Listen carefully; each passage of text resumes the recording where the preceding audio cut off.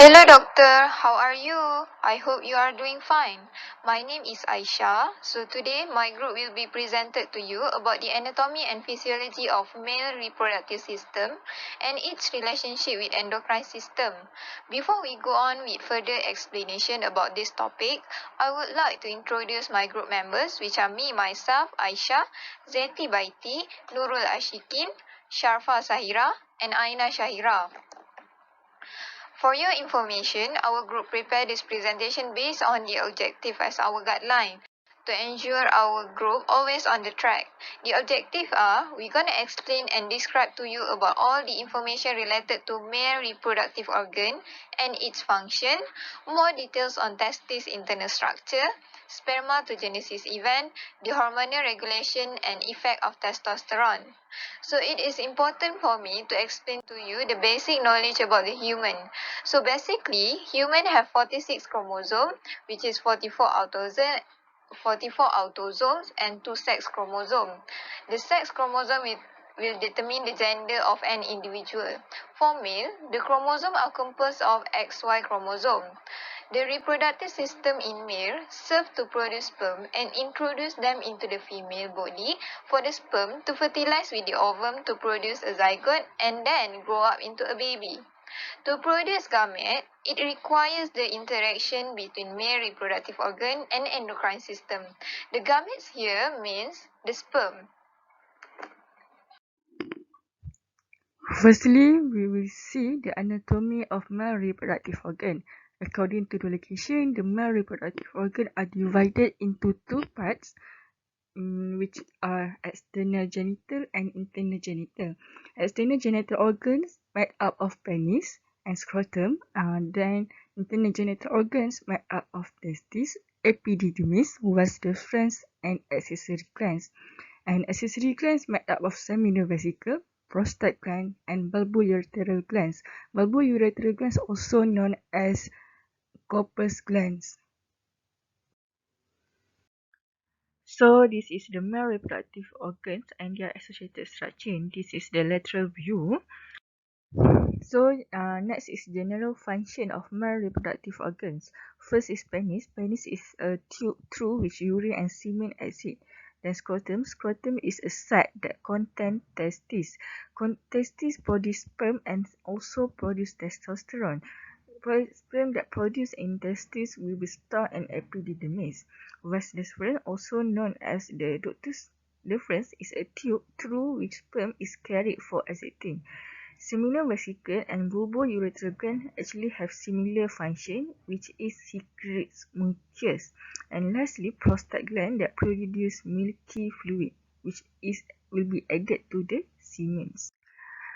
We will focus to the anatomical of testes, as testes are the primary sex organ of man that produce gametes, and also testes are the part of endocrine and exocrine gland that produce sex hormones. So testes are partially covered by the tunica vaginalis. Tunica vaginalis is the outer layers of the testes. So testes are divided into several sections called septa. Each septal contains series of compartments called lobules. Each lobule contains 100 to 900 of seminiferous tubule where sperm are produced. Seminiferous tubule can length about 6 to 4 km from end to the other end. So there are two types of cell in seminiferous tubule. First is spermatogenic cell, that is sperm forming cell, and second Sertoli cell, that is a cell that have several functions in supporting spermatogenesis. And also there are a cell in the space between adjacent seminiferous tubule that named Leydig cell. Leydig cell is a cell that secretes an androgen called testosterone. Let's move to the spermatogenesis. Spermatogenesis is the process of sperm production where it begins when male reaches puberty. It usually takes about 65 to 75 days and occurs in seminiferous tubules of testes.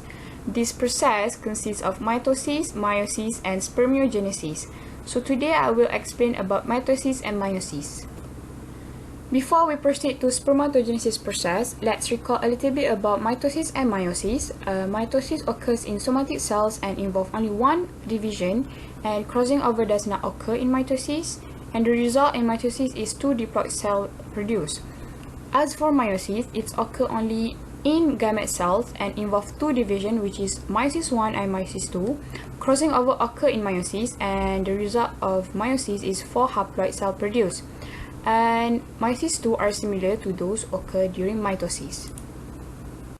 This is the picture of mitosis and meiosis. The two diploid cells produced from the mitosis is genetically identical, but for the cell that produced in meiosis is genetically different from the original diploid cells. Let's proceed to the spermatogenesis process. It begins when spermatogonium undergo mitosis. When they undergo mitosis, some of the spermatogonium, which I wrote here as a type A, will remain near the basement membrane in an undifferentiated state to serve as a lifetime supply stem cells. So normally, a man remain fertile even when they are old. So the rest of the spermatogonium, which I wrote here as a type B, will lose contact with the basement membrane and squeeze through the tight junction of BTB, the blood-testis barrier. So the spermatogonium will differentiate into primary spermatocyte. So each primary spermatocyte replicates its DNA and meiosis begins. In meiosis 1, crossing over occurs and homologous chromosomes separate and move to opposite pole of dividing cells.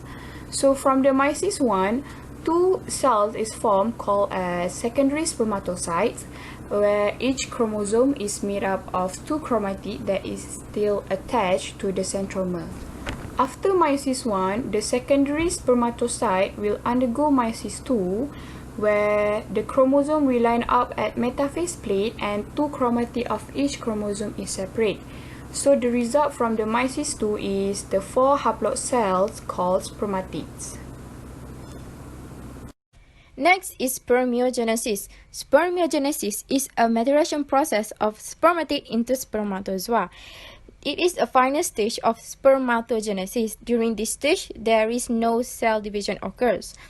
During this process, spherical spermatids transform into elongated, slender sperm. An acrosome forms atop the nucleus, which condenses and elongates. A flagellum develops and mitochondria multiply.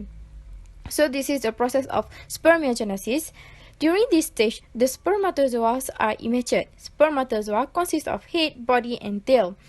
Inside the head of the spermatozoa consists of nucleus and acrosome. Nucleus contains haploid DNA genetic material, while acrosome contains special enzyme called acrosin, which is important for the fertilization process with the ovum. Middle of the spermatozoa contains mitochondria to produce energy during sperm motility. Tail of spermatozoa composed of flagella, and it is responsible to move the sperm, especially during fertilization with the ovum. Next is spermiation. Spermiation is the release or the detachment of the spermatozoa from the Sertoli cells. The spermatozoa enter the lumen of the seminiferous tubula. Sperms are collected before transported to the caput of the epididymis. This process is called spermiation. At this point, sperms are not yet able to swim, so the fluid secreted by sustentacular cells, which is Sertoli cell, pushes sperm along their way towards the ducts of the testes. So this is the diagram of the spermiation. And as for the hormonal regulation of testosterone, this will be the general overview of the hormonal regulation and also the negative feedback. The hypothalamus will release GnRH, which will then stimulate anterior pituitary gland to increase secretion of LH and also FSH. LH stimulates the Leydig cells at the seminiferous tubules, while FSH acts on the Sertoli cells. LH will stimulate the Leydig cells to secrete testosterone, and FSH will act on Sertoli cells along with testosterone to stimulate the secretion of ABP inside the seminiferous tubule. Once this happens, ABP will bind to testosterone to maintain its concentration. These Sertoli cells will secrete inhibin when spermatogenesis has achieved a certain degree sufficient for male reproductive functions to inhibit FSH. And if spermatogenesis is too slow, lesser inhibin will be secreted. Then more FSH can be secreted to increase the rate of spermatogenesis. When testosterone reaches to a certain point, GnRH will be inhibited. Lesser GnRH will flow to the anterior pituitary gland, and lesser LH will be secreted. Therefore, the Leydig cells will secrete lesser testosterone. If the level of testosterone is too low, GnRH will be released, since GnRH is not inhibited at the moment, in order to stimulate the secretion of LH. LH will then stimulate the secretion of testosterone at the testes. Effect of testosterone and what is actually the importance of testosterone for male. Before we go on further details, I would like to tell about DHT, which is dihydrotestosterone, that is made from testosterone by an enzyme. It is 5 times more potent than testosterone. Back on my part, there were a few effects of testosterone, which are prenatal development, development of male sexual characteristic, development of sexual function, and the last one is stimulation of anabolism. So let's go through one by one. Prenatal development. Prenatal development means process of growth and development of zygote to become a baby in the womb. So before birth, testosterone will stimulate the male pattern of development of reproductive system duct and descent of the testes. Testosterone also will be converted to estrogen in the brain, as it helps in the development of certain region of brain in male. So don't forget about the DHT. DHT also helps in stimulating the development of external genital.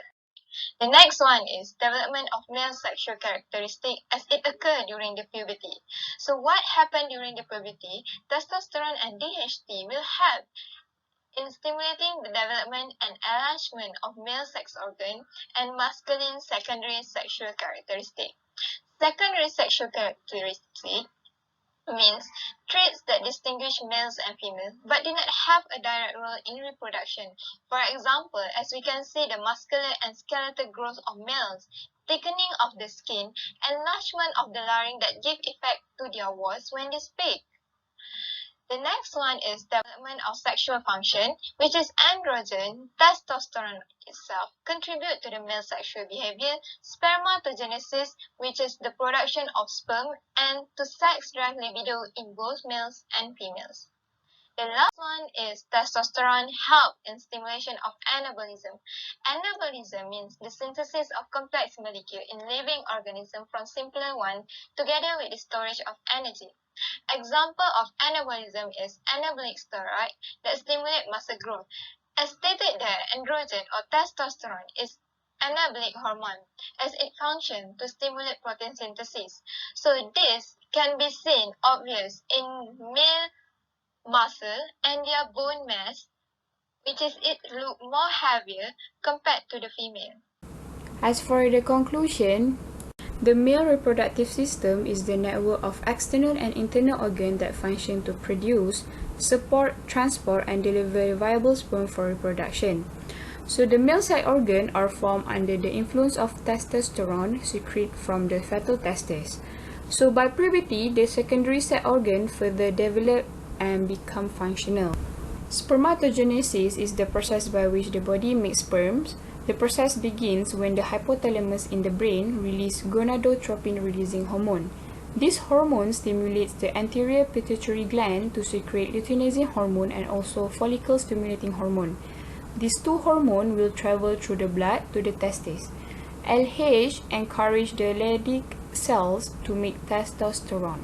FSH acts on the seminiferous tubules and area of the testes where the body makes sperm.